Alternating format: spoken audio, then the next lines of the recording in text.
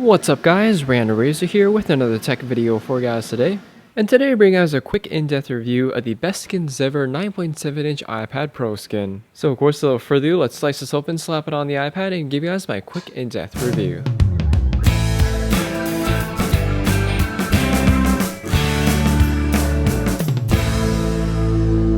So the skin comes in very basic packaging here. You just have a clear bag as well as the package that it shipped in the mail. And the whole idea behind this is that BestSkinsEver wants to reduce the amount of cost to the end consumer. So with no fancy packaging, they can reduce the price even a little bit more.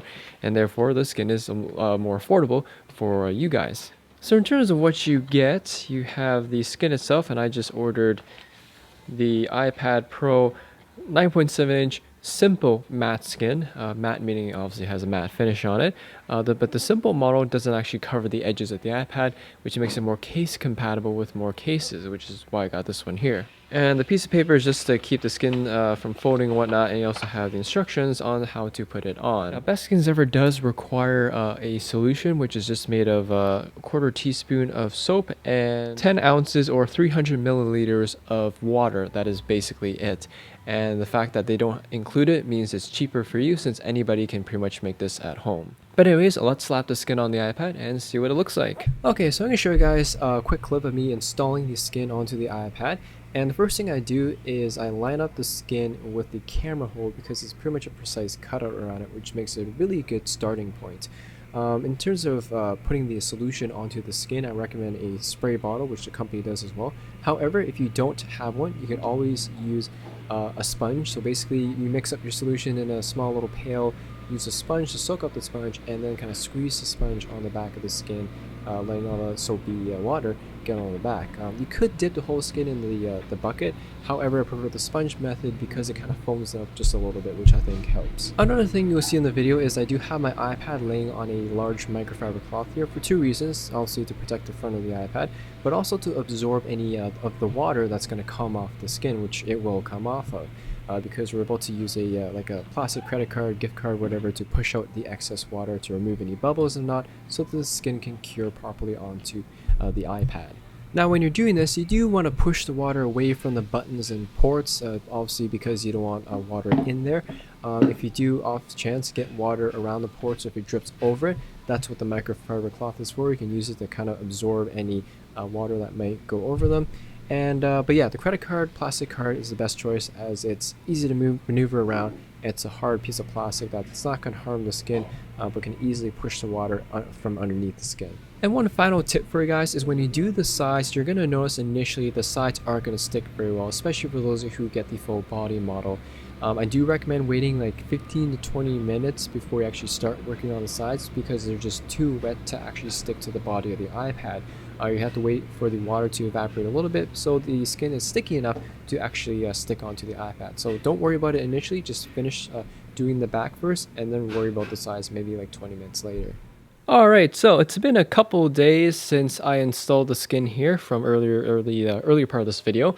And as you guys can see here, the skin actually has done an excellent job at curing. It looks like it's pretty much done. Typically they take a week depending on how well you squeeze out all the water as well as the bubbles. If you do have bubbles left over, don't fret, they do eventually disappear. I've had a bubble once on my suitcase from a do-it-yourself BestSkinsEver skin, and it took about a month to disappear. So don't fret, they do eventually disappear, and obviously you can't negate the results. So here's a zoomed in look on the skin here, and as you guys can see, you can see right at the edge of the skin, but nonetheless, from looking at it at a distance, it really looks like there's nothing on it. So as I mentioned earlier, a couple of reasons why I picked up the simple matte model of the iPad Pro skin here is, first off, it mimics the finish of the iPad aluminum back very, very well, not in terms of looks, but also the feel, because it's a matte finish. And I got the simple model because I didn't want protection around the sides here, as I will be sporting a case on it. And if you do cover the sides, you can sometimes get away with it, but the problem is the skin and the case kind of snag onto each other, so it kind of pulls it off and then you ruin the skin there. So that's why I got the simple model here, is that it stretches right to the edge of the side, but doesn't touch it, and therefore you can get away with putting cases like these Snap-on style cases on on without any issues. Anyways, there's not much cutouts on the skins because I got the simple model, but there is one obviously around the camera hole here, which is pretty much perfect and a great starting point when you're installing this. One for the mic, of course, as well as the flash here. Take a look around. They kind of go around the headphone jack here just a little bit. And on the bottom here, we also have one kind of around the lightning port here, and this is also a great spot to line up the skin, because even though we have the camera hole on the top here, this is a great spot to kind of line it up to make sure everything's straight, because it's pretty much a perfect curved cutout around the lightning port. Overall, guys, the first impressions on the BestSkinsEver skin for the iPad Pro 9.7 inch is very positive, just like the iPad mini I reviewed a couple years, 3 years back actually, as well as the simple skins I reviewed for the iPhone 6 and 6S.